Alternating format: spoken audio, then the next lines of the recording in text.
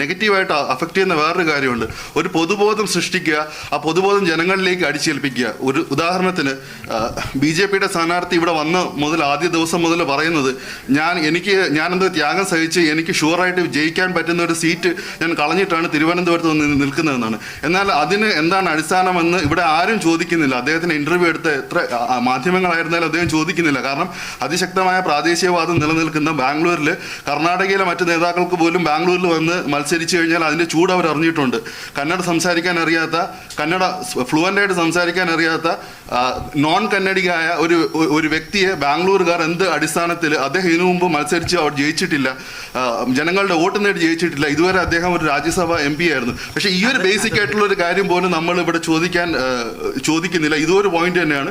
പിന്നെ അതോടൊപ്പം വികസനം എന്ന അജണ്ടയിൽ ചർച്ച തുടങ്ങി അവസാനം അത് ഡൽഹി നായറിൽ നിന്ന് മലയാളി നായറിലേക്ക് ഷിഫ്റ്റ് ചെയ്ത വ്യക്തിയാണോ അതോ ബാംഗ്ലൂർ നായറാണോ ബെറ്റർ എന്നുള്ള രീതിയിൽ പോലും ഇന്നോട്ട് രാഷ്ട്രീയ ചർച്ചകൾ നടക്കുന്നത്. ഇത് ഞാനിങ്ങനെ പറഞ്ഞതുകൊണ്ട് ഞാനിപ്പോൾ പേഴ്സണലായി മാറിയേക്കാം, അല്ലെങ്കിൽ ഞാനൊരു മീമായി മാറിയിരിക്കാം. പക്ഷേ ഇതൊരു സത്യം തന്നെയാണ്, അടിവരയിട്ട ഒരു സത്യം തന്നെയാണ്. വികസനത്തിൽ തുടങ്ങി അവസാനം ജാതി രാഷ്ട്രീയത്തിലേക്ക് എത്തി നിൽക്കുകയാണ് നമ്മുടെ.